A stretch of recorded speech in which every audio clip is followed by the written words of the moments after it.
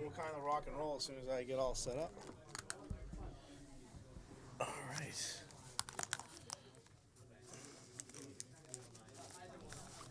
Let's fix these real quick.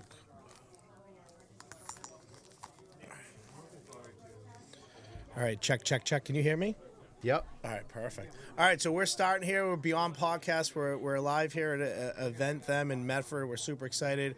We're here for the Boston Glory Ultimate Frisbee team. Super excited for their media day. But we have some cool sponsors here, some people that support this team and this program. And one of the cool things, I've looked these guys up online. I actually got to meet them last year at the Glory Games, is School Rock. And School Rock, they're located all over the place, but we're specifically talking about the one here in Medford. So talk a little bit about you guys, who you guys are a little bit. Obviously, one of my favorite movies, favorite Jack Black movies of all time, School of Rock. So I love the name. I love everything about it. What do people need to know about you guys? What's going on? It's a great movie, that movie, and it kind of encompasses what we like to do in our school. So we're a performance-based music education, and so what we like to do is, instead of just doing individual instrument lessons, which, you know, if you talk to almost anybody who has just taken instrument lessons as a kid, they're usually like, oh, it's so boring and I just have to do the scales all the time and I'm just practicing. We do all of the lessons and the teaching of music theory, but that's all done in support of what our main programming is, which is we put kids right into a band and they start learning songs right away. And so they're doing rehearsals every week. They're learning how to play instruments and work with other young people as musicians. So they're collaborating with their creativity. They're helping support each other. And really, it's about fostering a sense of community attached to a love of music. And so the performance-based piece is really the crux of what we do as a business. That's cool. That's great. And you know, my daughter, she's 6. She's actually really getting into playing instruments. Piano's the big one right now at our house. Piano. She seems to just be able to pick up listening to sounds and make her music a little bit. So piano lessons might be in her future. Now, obviously, you're well rounded in all instruments and in type music. Is there an instrument that you love teaching a little bit more than others, or something you love teaching a little bit more than others? Well, it's funny that you say that because I'm not well rounded in really anything. So I mean, the way we came to this is that Larry and I, the two co-owners who do the management side of the business, we're music lovers. We don't really call ourselves musicians. We dabble in it as a hobby. Okay.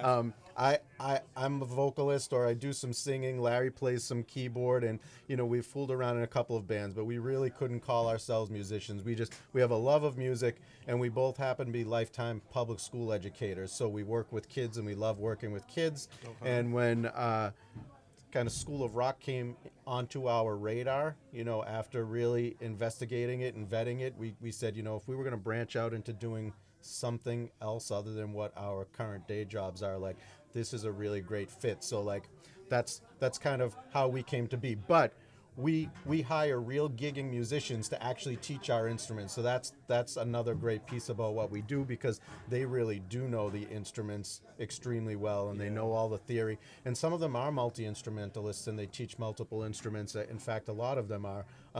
But we leave that part to the professionals. Hey, yeah, I get it. I mean, you guys are public educators. I am myself. I'm a 5th grade teacher here in right. Medford as well. So I totally understand. That must be great. Obviously, a lot of students, they have interest in music, gauge interest in music, and being able to kind of, you know, you have a clientele that you teach. What do you guys teach? At the School of Rock, we teach. I think we have 5 instruments right now. So we have vocals, Yep. we have electric guitar, electric bass, Okay. keyboard, and drums. At some point in the not too distant future, we will be looking to add songwriting as well as recording. Those aren't programs that we're offering quite yet, but we will be doing that, sometime in the not too distant future. Yeah. Very cool. Yeah, I mean, I heard you guys mention beforehand, we're right around the corner. The great weather's coming. You guys offer summer programming. I mean, how does that work? I run summer camps myself, so I know it's always good to plug that stuff when you can. So tell us about it. And so I forgot, you reminded me. I was like, oh, right, there's another fellow teacher that I'm talking to. Yeah. I mean, we run our regular programming through the summer too. Like our programming runs seasonally.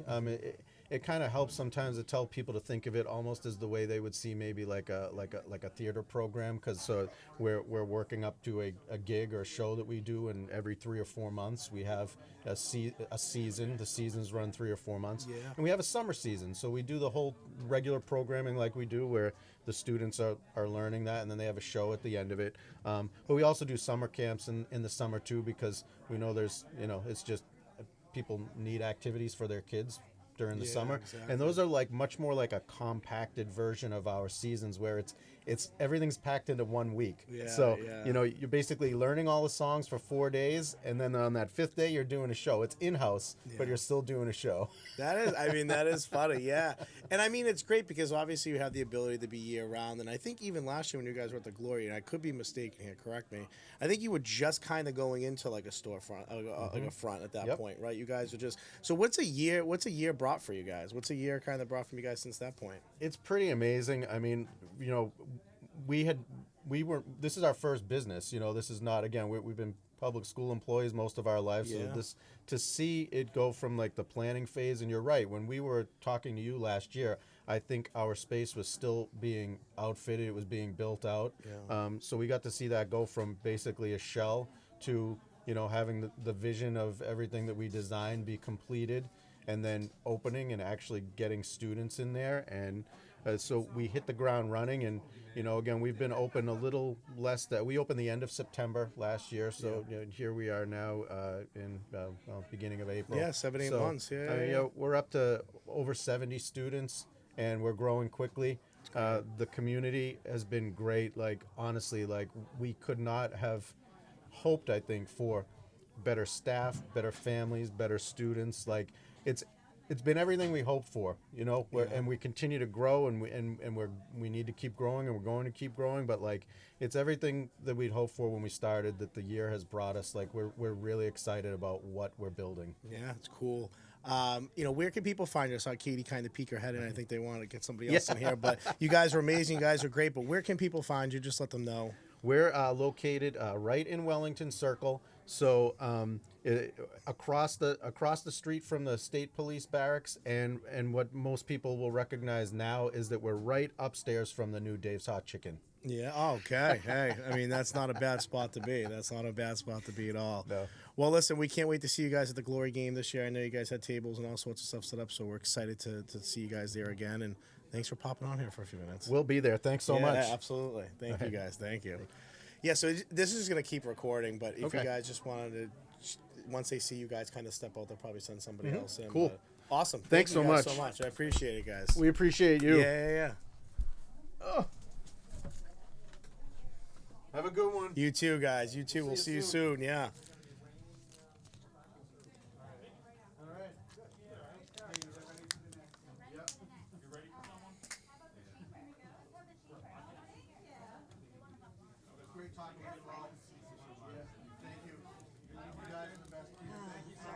What's going on?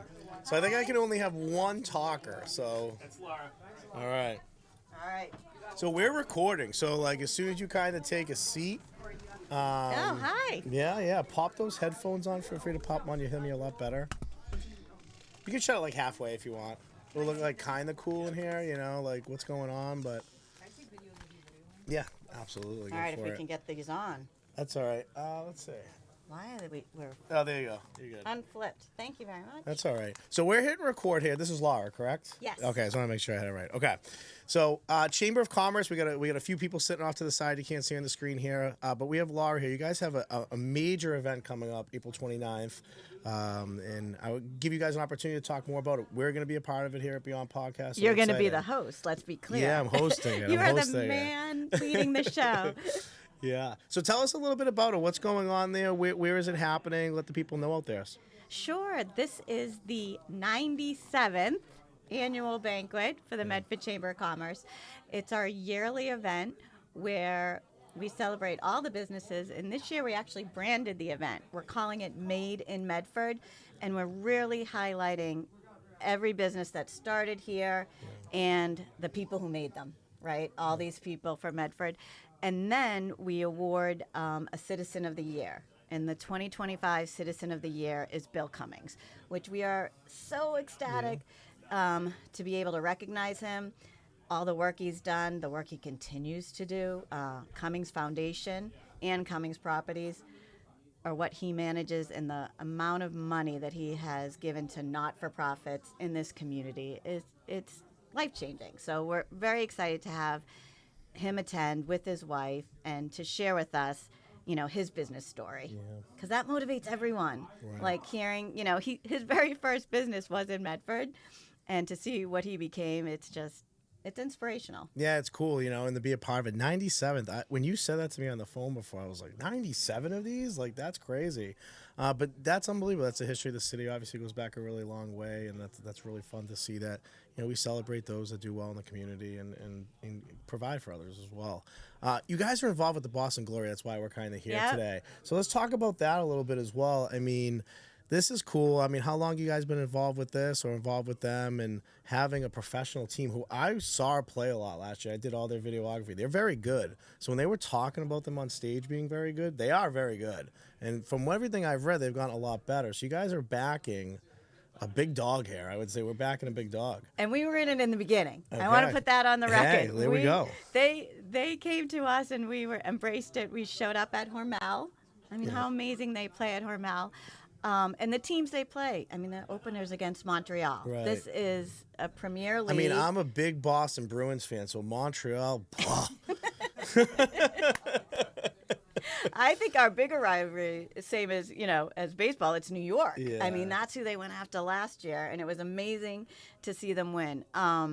What's great about the Glory and our connection with them is not only the Boston Glory, they playing in Medford, which is huge, but here they are hosting their media day at a Medford business chamber member, Event Them, and their two main sponsors are the Chevalier Theater and School of Rock, two other chamber businesses. So this is really what a chamber works for, is reciprocation. Businesses supporting other businesses and everyone promoting Medford, right? You come to a game, you're going to check something else out. Yeah. Maybe you're going to find a bakery you didn't know about. You're going to go to a restaurant here. You're going to see, oh, wait, they sell this in Medford? So this is like great for us, and it's a great thing to do after work. Yeah, I mean, the chamber's just so involved in everything. I feel like every time I'm at an event in Medford, they're involved because those businesses are involved. I mean, talk about you guys on social media a little bit. I mean, your social media presence, I feel like over the last 3 or 4 months has been great. And I think that's really important to share because there are a lot of great businesses and things going on. And hearing about it's one thing, seeing it's a whole different thing. So, yeah, you guys have been pretty big on social media. Wow, we have to thank our board member, Paige Baldini of Yeah. Paige Aesthetics, who's here with us. She has really taken our social media up, which is fantastic. And I think we're reaching a different audience. The one thing about a chamber is you're serving a varied group of businesses and a varied group of people. So anything we can do to get the word out here, this is why thank you for having us Yeah, here. of We course, love of speaking course. here. Yeah. Our presence on social media. We'll work with anyone. I just want to throw that out. We will do whatever, we want to promote you if you are a Medford business. So how do we go about doing that? Let's say you're a Medford business, you want to get on the Chambers map here, you want to get on their radar. How would a business go about doing that? It's really easy. You call me, or no, you go to our website, Yeah. and you can join on our website. You can talk to any other chamber member, but we're a membership-based organization. We are, we work a lot with the city. We have a lot of discussions with them. We advocate for businesses, but we are not funded by the city. We are entirely funded by our membership. Oh, wow. Okay. So membership dues are kept really low. We have some platinum members that help pave the way to keep our first year of dues is $100. Wow. If you're a business under 50 employees. And it goes up from there based on the size of your business. Yeah. But our larger businesses support our smaller businesses, which is, great collaboration in the chamber, right? Yeah. And I think that's so important because even with this podcast, like we do work with a lot of small business, some in Medford, some outside of Medford, but being able to help get people on the map, I think is really important. And social media is just such a weapon for that. Like you said, you never know something exists or what something looks like until you actually see it. And I've never had social media until I started this podcast. So my life has kind of changed in the sense of like things that are out there now that I just never knew existed, whether it's in this city specifically in Medford or just kind of in the surrounding areas. But social media has kind of put those places on the map, and some of our sponsors are people that I met through Instagram. So it is a big thing. It is, I think, really important to put the work. And I didn't realize we weren't funded by the city, so that's a whole different entity of, putting something together that is really built by businesses in a city. So that's really cool. And that's exactly it, right? Yeah. We're built by businesses, for businesses. Yeah. Our whole entire focus is business. Yeah. So we just want to make it better. Yeah. So again, we can find you guys on Instagram. A website, is that your guys' own website that you have through? Yep. Where is that? Where do you find that? Medfordchamber.com. Simple, easy enough right there, not to forget, guys. But no, we're obviously, you guys being at the Glory game. I mean, you guys, I know a lot of businesses are kind of represented there. Obviously, you have a presence there. Have you guys gone to the game? Have you gone to any games yet? Oh, I got to do the poll. Okay. Oh, you've done a poll. So I've done a poll. You've been out there. And so is Andrew, our Yeah. president. Okay, so Andrew you guys have. Mather You did a guys poll. have. Okay. And after Andrew did it, he's like, no, you do it. It's intimidating to be up there. It is. It's funny. I mean, you never know what to expect, and you forget it's like professional, right? So like when I was doing videography last year, everything is just like scheduled. They're so organized. I'm used to covering like high school games. Everything's just kind of like whatever, So it is fun to see they're so organized. Katie's amazing, along with everybody else. Katie has done such a good job bringing the team members into the community. Like, I really like what she's done with the students, like really showing ultimate frisbee. But the other thing I do have to say about those players, their athleticism. Yeah. So like, I can't throw a frisbee more than 20 feet, and the guy must have he ran, I don't know how he did it, and made catching my little throw amazing. They're incredible to watch. They and are. if you've never been to a game, everyone I have taken leaves there going, I had no idea. Yeah. It's yeah. like faster than any It is. sport. And I say that to people, like, I'm like, there's athletes, and some of these guys are long, so like it's fun when they throw one deep, and it's like a 6'4" and a 6'5" guy going at it, going up for it. It's like two real good athletes going for it. That was probably what I was the most impressed with, was the athleticism, like that first game. I told everybody, I'm like, you Yep. gotta go to one of these games. Like, there are athletes all over the field, But listen, we loved having you guys here today. Obviously, there's going to be a lot more with you. We'll be working together very soon. Yes, I'm thank you very excited about much. that. And on my birthday. I- On my birthday. So, Hey. happy 42 years old. You're just getting older for your type birthday, Well, But yeah, thank you. Thank you very much. All right. Yeah. So, yeah, it was fun. Thank you. Thanks, guys. That's They tell them they perfect. can send in whoever they want coming in next. Do you need anything? No, I'm good. Yeah, I'm okay. I have one right here, actually. Thank you. All right, guys. Bye.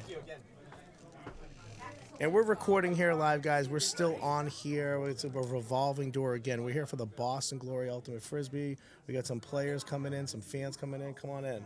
Hi. How's it going? Good, how are you? Good, good, good. We were told. Yeah, come on in, man. Come take a seat. Yeah. Fan experience. One of you can pop on. Whoever wants to be the talker, we could switch and alternate. You guys play on the squad? You guys are season ticket holders? Fans? I'm a founder. Founder. Okay. Well, this is great. All right. Perfect. Tickets There for we go. life. There we go. Yeah, Into you my are. heirs. Yeah. All right. So tell everybody who you are. We're live. We're going, man, here. So who are you a little bit? You're a founder of the Boston Glory. What's your name? Tell everybody a Yeah. little bit about you. So my name's Chris Loicano. Feel free to put the headphones on too, man. Oh, You might cool. be able to hear me a lot better. Yeah, sure. All right. There we go. All right. Go ahead. So my name's Chris Loicano. I'm one of the founders for Boston Glory. I'm a doctoral student getting my doctorate in clinical psychology. Yeah. And I'm a big fan of How Boston old are you? Glory. I'm 24 years old. So you found this team. When was the team founded? Well, so I wasn't one of the people that founded the team originally. Okay. So the founder's ticket is a type of ticket where basically it's kind of feels like an investment into the team. Yep. And what I get from that is I get tickets Okay. to every Glory game for the rest of my life, and I can pass that on to anybody. That is like the Patriots season ticket holder. Someone loses their seats, they sign the seats over so you could Yeah, do exactly. the same thing. That's very Exactly.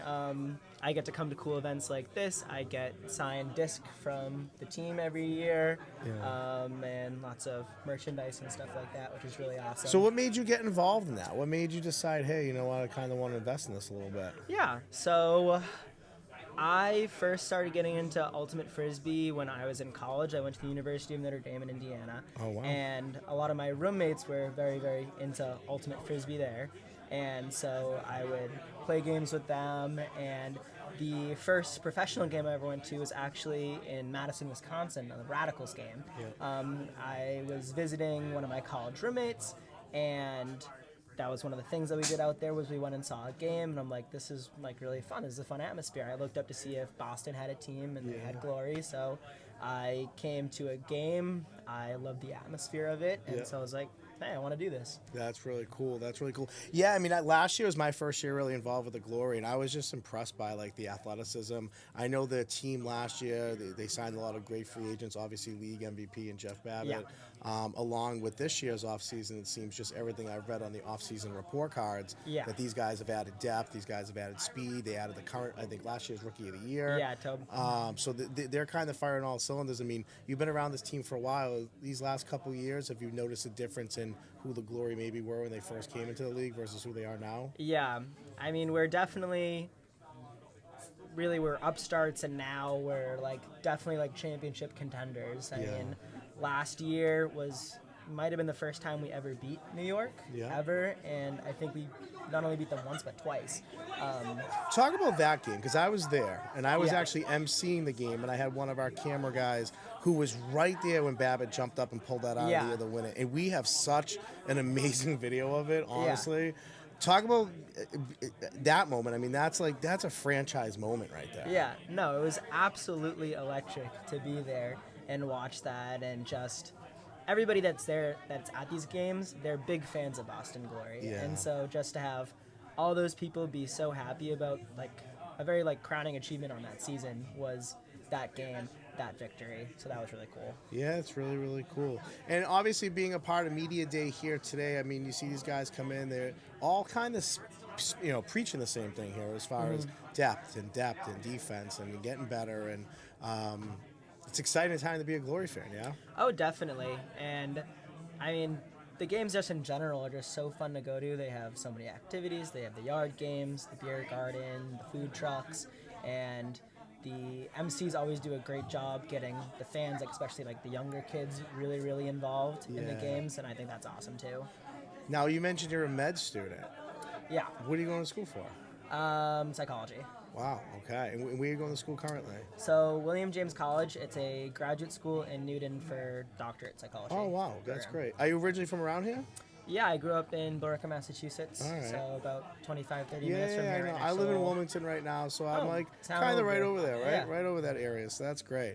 Well, listen, man, thank you for coming here today. Yeah. I mean, it was really cool to meet you, and go Glory this year. We got a squad for sure. Yeah. Yeah, Very nice to meet you. Yeah, absolutely. Do you want to pop on here? No, you're good. All right, cool. He's more shy. All right. Yeah, just Thank tell them you. they can send whoever. Yeah.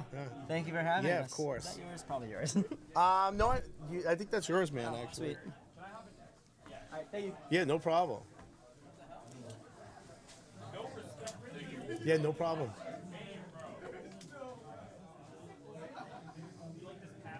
And again, we're here live, guys. We're here live. Do you want to? You gonna come in and get on here? How's it going out there? Yeah, it's kind of crazy out there, right? Last year was at like the Medford Public Library. They like kind of down the street. It was at the library last year, and they have like a huge room, like the upstairs media room. I think it was more open, but this is kind of cooler, I think, with the nostalgia stuff. And yeah, exactly. It's like easier and harder to take pictures. Oh, I'm sure. Really hard because like you can't back up. You can't move. Yeah. It's easy to just be like, I'm right next to you, so Exactly. how's it going? It's going great. It's going awesome. Yeah.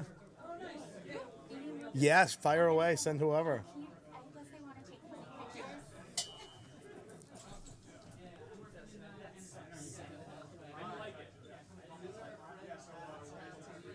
But yeah, we're here live, guys. I was just talking to people who are at this event. It's been incredible. Event them. You walk in and it's like I was a little kid, honestly. They have the Simpsons arcade game, Mortal Kombat arcade game, NBA Jam arcade game. Did you already interview No, I haven't had any. Yeah, I think he actually just came in, but no players. I haven't had any players yet. No. Not even Tobe. Was that the one with the white shirt that just came in? No, actually, one of them. That was. You don't want any players? I want it. Yeah, send all many players you you do want. want players. Yeah. Tobe is Yeah, I'm gonna get Toby. Okay. Yeah, I haven't got any players, so whoever. It's been mostly like the Chamber, the School of Rock, and then it was a founding person. Yeah. Yes. Yeah. He was the third one. Yes, his cousin was there. Yeah. You what? Yeah. I mean, I don't think they can hear you. They can just hear me. That's okay. Don't worry. Yeah. What's going on, man? We're live, so just come in, grab your headphones, dude. What's going on, Anthony? Toby, nice to meet you. So you're current rookie of the year? Apparently, Is that who you are? Yeah, that's me. Yeah. Cool. Okay. All right. So what's going on? We got Toby here, our current rookie of the year in ultimate frisbee. I mean, talk about that. I mean, that's kind of cool. You jumped into the sport. We'll talk about. Actually, let's rewind first. You were an athlete growing up. We're a high school sports podcast. Were you an athlete growing up playing any other sports, or frisbee been in your life forever? So like in Belgium, Ultimate was not really like evolved yet. Okay. So the first couple of years of my life, I played some soccer. Yeah. I would like to call it football, but Yeah. for the Americans to understand, I played soccer. Yeah. I played some basketball. Played a bit of everything. Okay. And then when I was finally old enough, like 10 years old, I started playing Ultimate, like competitively in club. Before that, I used to throw with my family. Yeah. Because my whole family plays Ultimate. So I did a lot of different stuff, but like I always knew in the back of my mind, like it's just something to fill my time before I can finally start playing club Ultimate. Yeah. Now, did your family move over here together, or did you move over here to play frisbee? How did that kind of work? Yeah. So I'm moving alone. Okay. My girlfriend is also moving to the States, so that's exciting. But last year and this year, I'll be here alone. That's crazy, man. So where were you last year? I was in Montreal. Montreal. Yeah, Okay, yeah. so talk about the switch. I mean, your rookie of the year, you're in Montreal, and then all of a sudden you kind of come to Boston. For you, that's kind of like a 1 year moving somewhere else. Talk about that a little bit. I would like to say that I'm kind of good with adapting to situations, so I don't really struggle a lot with moving that much. It's a new environment. I like it. So yeah, I think there's a lot of new adventures here that I can explore, and I'm very excited to. Boston's to a do great that. sports town, man. I've The one heard. thing you've learned, like from like 2000 to 2020, there's been a crazy amount of championships across the sports scene. I know. Let's add one in the Yeah, Ultimate we scene need as well. one. We need Yeah. one. So talk about rookie of the year. I mean, we mentioned at the beginning. I mean, for you, you obviously go out there and play, and it's a game you love, and it's a game that you're passionate about. But to come into the league, to win rookie of the year, obviously there's a lot for you to adapt. A new place to live, maybe the speed of the game a little bit, and so on and so forth. But when you won that at the end of the year, was that a surprise to you? Was that something you gunned for as a rookie in the league? To be honest, like I didn't really like. It's fun to have it. At the end of the day, like nobody will remember it in a couple of years. I think. I think the things that people will remember are championships. So I'm always going for championships and for wins. Yeah. And I would trade it any day of the week for a championship, but that's not how it works. I think it was not like a. It's fun to win, of course, and it's nice to get some recognition, and it opens some doors. But I don't think that it was like something I didn't think about it during the season, like, oh, I want to get this much scores or blocks, because then I'll be better than whoever is also in the lead for Rookie of the Year. I didn't think about it at all. And a great teammate on top of it, being very modest here, winning a big award, which is great. I mean, talk about joining this squad. Now, I kind of joined covering these guys last year, so I didn't know about the Boston Glory up until last year doing videography work. I thought last year they were a tough team. I thought they were tough on both sides, offensively, defensively. And everything that I've read in the offseason is that they've added on a lot of talent and a lot of depth, you being obviously one of them. I mean, talk about maybe this squad this year, being on this squad, what you've noticed is just different from what you've seen so far. Yeah, so I think like the off season for Boston, of course, has been like incredible. I think I would love to say that we're the most talented team in the league right now, but that doesn't say anything. Like, of course, at the end of the day, you have to come together as a team and play together. So that's why I'm here a bit in advance to train with the team as well. But I think like if you look at the last 3 years for the Boston Glory, I think we improved by so much that like it's incredible. Yeah. And then talk about play. I mean, 2-year league MVP Jet Babbitt on this team, someone who seems to carry himself just as a great leader. Just from again covering the team on and off the field. I mean, talk about playing with a guy like that who maybe kind of sets that example for you professionals as you grow in your career. Yeah, that's obviously like an amazing experience for me and an amazing chance to be able to play together. Also live close to him, so we'll train together a lot. And to see somebody who's been doing it for so long, who's been doing everything so consistent, and obviously is like a big role model, and like he's one of my idols for sure. I grew up like watching his highlight tapes, watching his Callahan tape. Yeah. And I guess now, it's like now that's your teammate. Yeah, That's kind of crazy, right? It's a dream come true to play together with him, and also like off the field, see how he trains, how much he puts in. Yeah. To give me like a bit of reassurance of like, you have to put in this much work to be Yeah. at this point. So Yeah.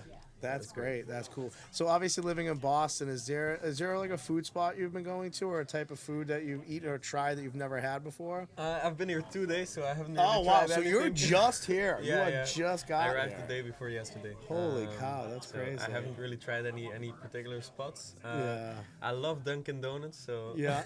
Boston cream donut. I mean, I guess you got to have that Boston. Are you living in this area? Yeah, I'm living in Arlington. Okay. So it's like pretty close here. We got to get you to go to Jim's Market in the morning for a breakfast sandwich. Okay. That's like the best breakfast sandwiches around, dude. So we'll have to get you I'll there. have to try that. Yeah. For sure. Well, listen, welcome to the Glory. We got a lot of guys going to be popping in and out, but I'm so glad we got to talk to you. Thank you so much. Welcome to the squad. Yeah, absolutely. Thank you so much. Yeah, absolutely, man. Nice Thank meeting you. you. You as well. We got a few other players that are going to be popping on here, so whoever wants to put the headphones on, come on next. Just introduce yourself to the world here a little bit.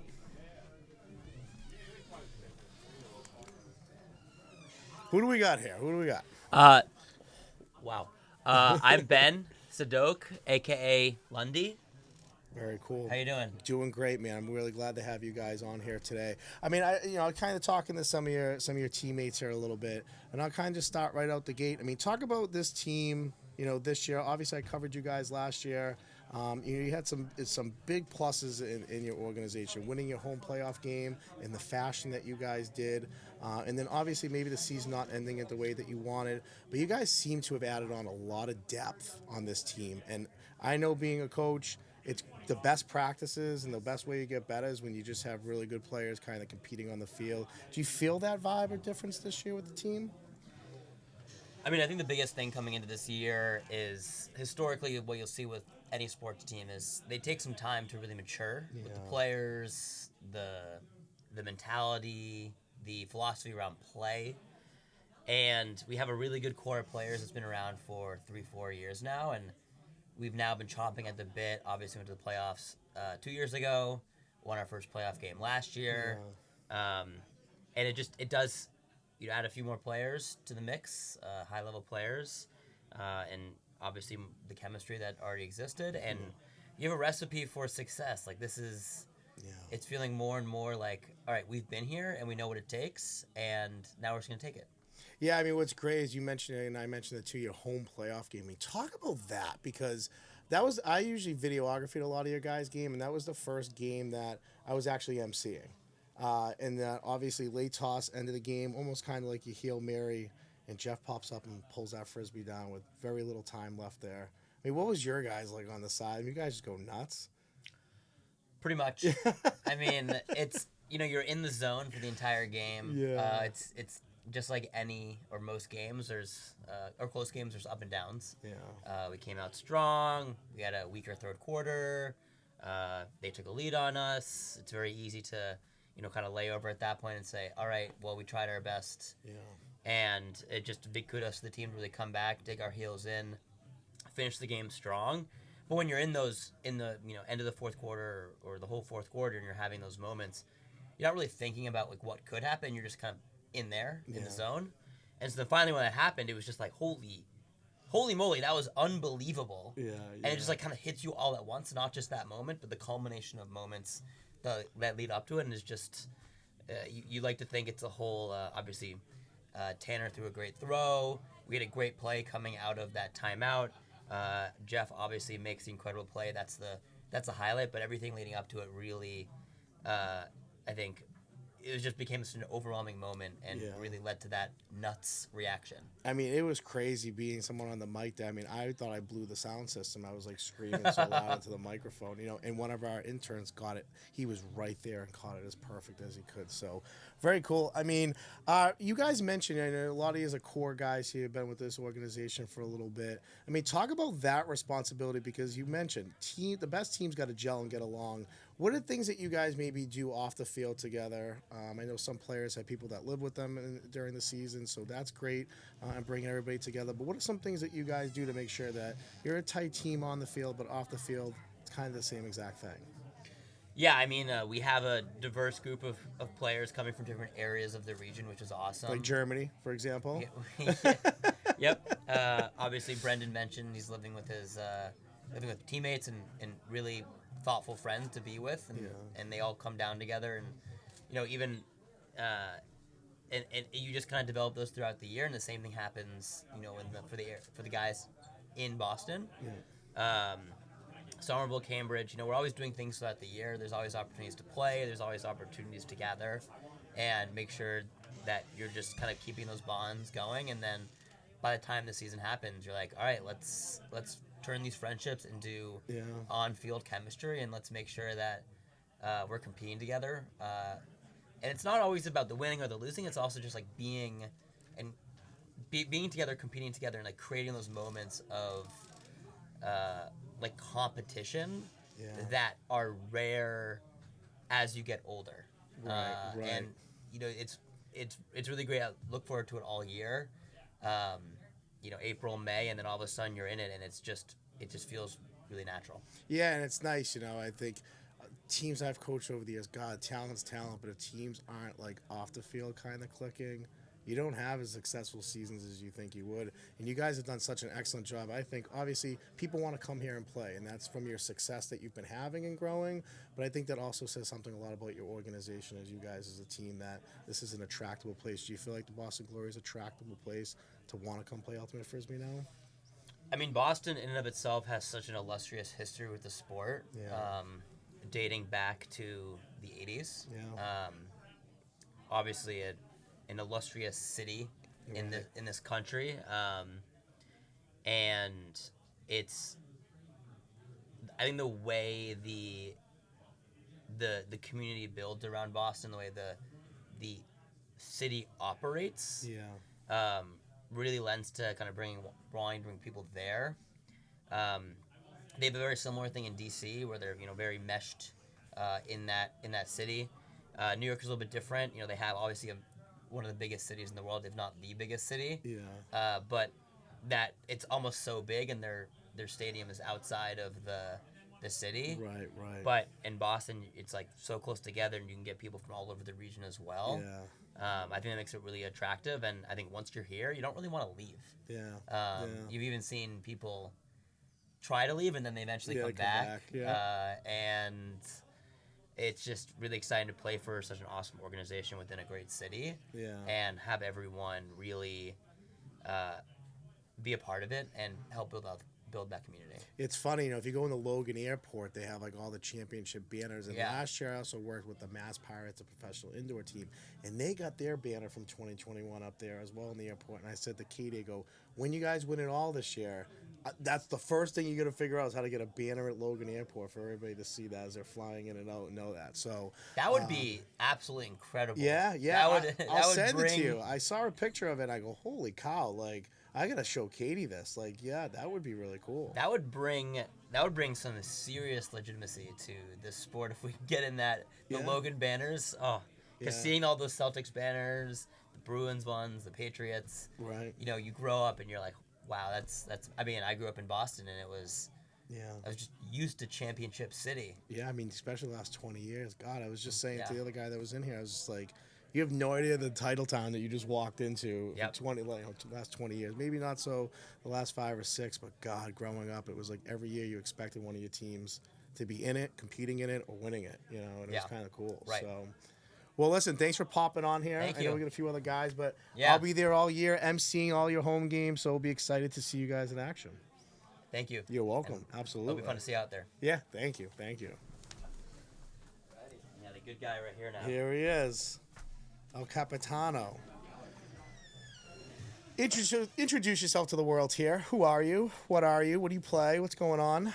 Yeah, I'm Brendan McCann. I am captain of Boston Glory. I think this is year 4. Yeah. I am a D-line handler, so I'm more the energy guy on our team. Yeah, I mean, let's talk about that because I covered you guys last year. I probably have so many videos of you when the team's huddled up. You're the guy talking to them. You're the guy that everyone seems to rally around. Is that the part of your personality, kind of who you've always been, or is this something more you've taken on being with the squad? No, I think I am a little bit inclined to be a leader. I was like captain of the teams growing up. I played hockey growing up, and then captain of my college team for 5 years. I think it's 5 years in your college team. Yeah, I was actually Wow. a freshman captain. Wow. Our team didn't really exist that first year. Doesn't matter though, Hey, dude. That no. does not matter. That's incredible. Yeah. So yeah, I would say in general, I am kind of that personality type. I'm a very just high energy person. I think a lot of the guys would tell you that. And they like the energy I give to them. Now you're kind of a D guy. You're more of a defensive guy, right? Right. I mean, I always joke when I have people. I'm a big defensive guy. I was a defensive coordinator in football for a Yeah. long time. So Yeah. when people like love defense, I'm like locked into them more. Yeah. I mean, talk about that because the game. Obviously, you guys have athletes who jump and make incredible, have incredible scores and make incredible plays. But you guys are gritty on defense too. And I Yeah. think that starts with you a little bit. Thank you. We so the last 2 seasons we've been the best D line in the country. Yeah. Which is something I'm very proud of and happy to have helped build. I do think a lot of it is just from our personnel and our grittiness. We're actually a pretty small D line. If you look across the league, a lot of guys are like on other teams are like 6'3", 6'4". Our probably average height is 5'9" or 5'10". Yeah. I think we have a lot of athleticism, a lot of speed, and we're very physical. You can ask New York, DC. A lot of teams don't really like playing us. We get a little bit chippy sometimes, and that's like what you want is to like get under skin, stay present all the time and be like, pesky, I guess is the word. And over time that pressure builds, and a whole bunch of close calls start leading in the third, fourth quarter into turnovers. Those things that were barely making plays, that now those are turnovers. And then on a turnover, we're very efficient because we have that grind mentality. And it's like, it might take us 100 throws to get there, but we're going to get there. Yeah, I mean, God, I love hearing you say that. When I was a coordinator, we played man-to-man, zero, across the board. Yeah. And sometimes on games, I first play, I intentionally jump offside because I wanted us to send the message. Exactly. We're in your face all night long, Exactly. Something really cool about this sport, I think. So we play in the pro level, but we also have a club team. Boston Dig is the Boston's elite men's club, and that is like a separate entity. And some of the New York guys play on that team. So Saul Rushmeyer Bailey, he's a good friend of mine and a handler on New York Empire, who is a handler on Dig. I know his game so well from guarding him in practice for club all season long. And then we go on that field, and he knows when I'm guarding him, he's going to get hit. And, like, he's going to feel my presence. And last year playing him, I actually had a kind of a game-sealing block against him. And that, like, we were talking in the car afterwards, like, that was a culmination of, like, hundreds and hundreds of reps and hundreds of physical plays and, like, just, like, knowing all his tendencies. And that, like, it's that message sent that kind of builds over time and over games and years together. Now, when you play club, are there other guys in the league that play club, or is that more like a local kind of type thing here? No. Club is across the sport. I think most guys playing pro also play club. Not everybody. But yeah, it does have an interesting dynamic that some of these players you're playing against in pro are your teammates in club. So you're So talk about that then, because when you guys were talking earlier about the whole recruiting process, that was so how involved that you are as a player of recruiting guys that come play for Boston? So involved. Yeah, I think the players are the driving force, and then we kind of get the wind. We'll be talking to players at tournaments or party tournaments or just like social events outside. games, and you'll catch wind, oh, like so and so might be moving here, or he's looking for a job, or isn't happy with his current team. We'll be like, hey, well, like, what's your career? Are you trying to get into grad school? We'll see if we have a connection somewhere and move you here. We were recently just recruiting a player, and it's like, we can find you a place to live. We can get you a job in the area, and then here's the position you would play if you were to come here. Yeah. I think a lot of the cultural aspect comes from the players, and then there's an element of like connection and like the financial side that comes from management. Yeah, cool. Some of your newer teammates, is there a place in Boston or a place locally around here it's a gotta go to for them? Is there a spot that you guys go, whether it's a hangout spot, an eating spot somewhere? Yeah. I got one. One of my favorite team meals to get is Dumpling House in Cambridge. We'll get like 20 guys in there, and they give you a big lazy Susan. We'll just order like 30 entrees, and they just start coming out and rotating around the table, and everyone's just like laughing, having a good time, and everyone walks out of there so full. We always order too much, and it's always a grand old time. I mean, that's great, and it's great to have those team bonding things like we've said. That's what builds your team. I mean, it really does. And coaching, like I said, the teams that have been unsuccessful, it's that off the field stuff that just isn't there. Yeah. That ultimately, and I think that's one of the biggest draws to our team is over the past few years, we've kept a very strong core of our team. And we've had this perpetuating culture of friendship, love, and motivated work ethic that is attractive to players. They know that, in coming here, we've got like a very strong friend group, and that you'll be a part of that if you join. And that is something I'm very proud of that we've built on this team, is just how much love there is between all the players. Yeah. And the last thing I'll ask you before you sign off here, I know we got a squad that is coming on here. Mm-hmm. Last year, I started a poll on Instagram after an interview of the best dressed guy in Ultimate. Do you think that's true? Do you think you are? Would you consider yourself up in the running for it? I don't know. Maybe if I'm trying, I think most days I'm dressed pretty sloppy, but I do have a couple outfits I can pull out of the back pocket. If it was like a fashion show, maybe. But also, I think more than that, I have the charisma to rock things, and I think not a lot of players may have the confidence to rock some of the outfits that my guys have seen me rock. So. Okay. Well, listen, the title's on the line this season, so we'll see. Yeah. But I got to wrap you up here. I think they want to get a few other guys on here. But thanks for coming on. I really appreciate thanks for having me. Thank you. Yep. Who's up? All right, guys. Who wants to take it here? Both of you? Both of you? I think it's just like one at a time. It's just the way it's like set up on there. I only have like one mic. I can do it quick. I can do both of you guys quick, so it's not like super long. Okay. No worries. So we got league MVP here, Jeff Babbitt. I joke with people outside here. I say that you are the Rob Gronkowski of Ultimate Frisbee. Not the off-field antics. I mean on the field. You are dominant, big and physical. And one thing I did notice when you walked in, you mentioned on stage is your off season lost weight, and you looked really lean coming in here. Mm-hmm. How did you commit to that in the off season? What did you maybe change about your regimen a little bit to kind of maybe put on that more lean and that whole cardio thing? Yeah, I had a big focus this off season of trying to slim down, and a lot of that was lowering the maxes of a lot of my weights and just focusing on a lot of mobility.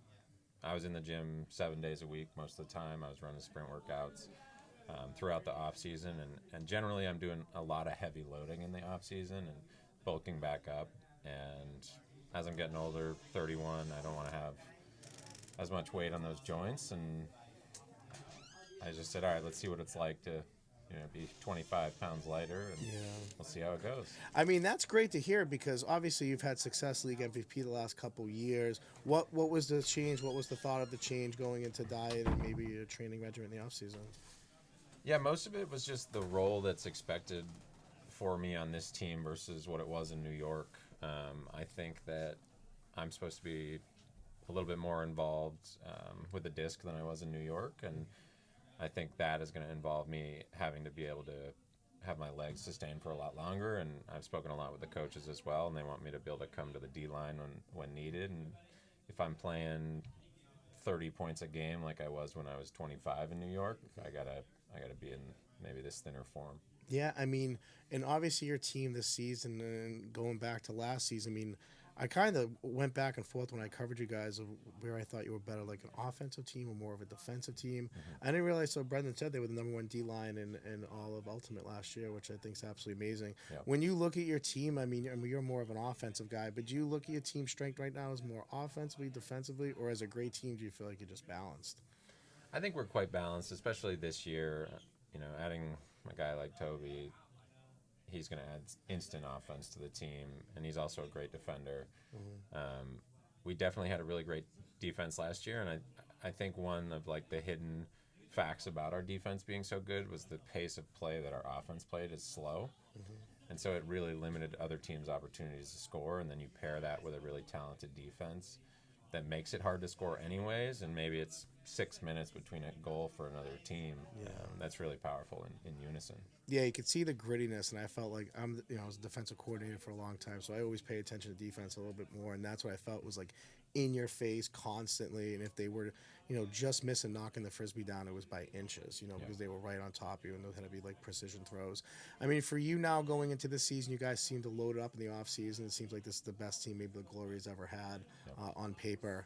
I mean, how do you now make sure that throughout the season, because your schedule is interesting, you have 3 home games like right out the gate, and then you're on the road for a while. So how do you kind of weather that as someone who's done it yourself in a couple different places of, maybe having that stretch of you're at home for a while, but then you're on the road for a while after that? Yeah, I mean, I've done it all over the 10 years I've been in the league, and I think the most important thing is that we take care of business while we're at home and make sure that those games are clean and we're not dragging them out, and then guys end up with nagging injuries leading into those tough away stretches, because that's where any nagging injuries are going to become bigger problems, or those longer games are going to hurt us more as we have double headers. So we really just need to take care of business, take care of ourselves in this home stretch in the start. And my question to you, is there a game you have circled on the schedule? Is there a team that you play? I mean, I know you used to play for New York, so I'm sure that's a little scheduled on there, but is there a team that you always kind of see that you have scheduled on there, circled on that schedule there a little bit? Yeah, I think for my whole career in the league, it's been DC. Yeah. And I think that's still the case. They knocked us out last year. And, of course, I'm thinking about New York too, but DC, I think right now is the team that we need to get over the hump with. And, we'll have some really good opportunities with them, and one will be a doubleheader weekend, and that's going to be a tough one. I mean, that's it. Like, it's almost like I feel like you guys, New York, DC, it seems to kind of be the big three as far as, those are the teams that are in it at the end of the year, and any one of them could win the entire thing. I mean, that's got to prepare you for the teams that you're going to see across the other side of the country a little bit. Yeah, I think, my whole career, the teams in the Northeast talked about, and especially DC and ourselves, we would say, like, whoever wins this championship, Eastern Championship, is going to win the league. Yeah. And that happened 3 times for New York, right? And we always beat DC. We were fortunate to have that happen. They were always really tight, close games. But I'm confident that the 3 years that New York won championships that I was on, that had DC beaten us, they would have had 3 championships because they were just that talented. Yeah.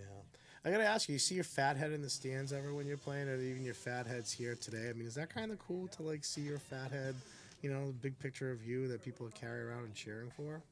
Yeah, it is really cool. I think that, like, over the years, the sport has grown quite a lot since when I first started. The media, the league is really committed to improving and implementing more media, and, Boston here printed that head right away, and yeah. like, I've had probably over 100 people at this point come up to me after games, and I've signed my own head. I videotaped some of it.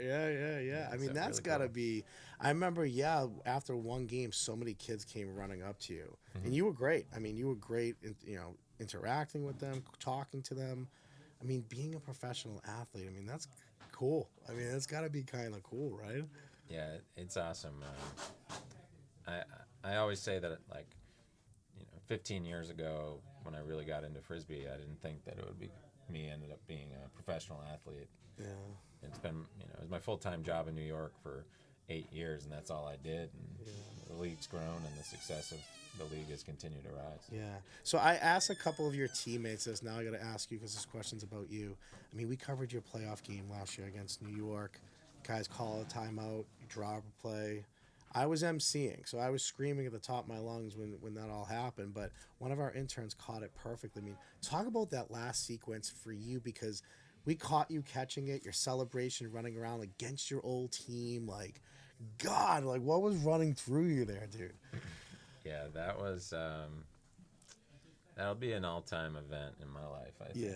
Yeah, there was a catharsis for sure. I had a lot of emotion in all sorts of different ways with everything that happened with New York and coming back home to Boston, and then to be playing against my friends, my best friends in New York, and to be playing at home in Boston with my new team, my new friends, and to get into a really great game and catch that buzzer beater and inevitably send them home was so crazy. And incredible. I mean, God, your celebration afterwards too, and then just like running with it in your hand to see the bench then explode, and for you guys were down in that game. At some point, you guys were kind of. It looked like New York was almost gaining control, but then you guys just seemed to, put on the Jets when you need to put on the Jets. I mean, is that grittiness? Is that the definition of your team? I mean, to kind of be in that situation, they could have, walked away from that being like, we got a home playoff game, we lost, but what a step in that right direction. But instead, you guys kind of did the opposite. You were down and you fought back and won that game. Yeah, it definitely speaks to the grittiness of this team, and something I spoke about with the team last year that I brought in as a veteran of this league and a veteran of honestly winning championships and winning was, I told everyone, and I would always speak to the team and give speeches in moments where I said, we got to stop thinking about like, oh no, we're down, we might lose this. We got to think about we're going to win this. Right. We have to change that mindset because we're going to be in hard games, and I think it's tough when you haven't been on a team that's won to get over the hump of winning, right? And especially in big games and big moments, because those are scary, right? Like anxiety, nervousness, all those things come out, excitement, overexcitement, whatever it may be. It really takes like knowing you can win and understanding that to get there. And I did as much as I could to be like, hey, we're going to win this game. We're down 2, that's fine. We got time. We're going to win this game. Yeah. And it seems, because you seem like a pretty quiet guy. Like, you don't brag too much about yourself. I mean, you could be like, I'm the MVP 2 years in a row. What's up? And you're not like that at all. You're very humble. You're a great teammate. I mean, do you kind of pick your spots talking on the sideline? Because I notice sometimes when you speak on the sideline, everybody's listening. Even coaches are like locked in listening to you. Like, do you feel like you feel that presence that you have? Yeah, I do, and I'm aware of it, and I won't say I'm perfect at it. Sometimes I get over my head with it, but I understand that the weight I carry, the social and team weight that I carry, and I try to direct it in a positive way. Often I've looked back with some of my friends that I've won a lot of championships with in New York and said, like, if all I could do at the point in my career as a veteran is like help my young teammates like when I was a young player, that would be the best, because I think that's how you continue to build a program and find success in a group. That's great. Yeah. Listen, man, you're a pleasure to have on here. I mean, I was a big fan of covering you last year. I told a lot of people about you, how great I thought you were, and to see you win 2 years in a row the MVP, it was great to kind of see you cap off your season with something like that, and look forward to being your MC going further, forward for the rest of the season. So it'll be a lot of fun. Yeah, that's gonna be great. Thanks so much. Yeah, absolutely. Thank you. Good luck. Yeah. All right. Take care. Yep. Yeah, put it right. That's perfect. Thank you. No, you're good. That's it. No, not at all. You're far from it. I appreciate you coming in and even doing that, to be honest. It was funny when they told you, I was like, I wasn't going to tell you to cut across me. Just come sit on the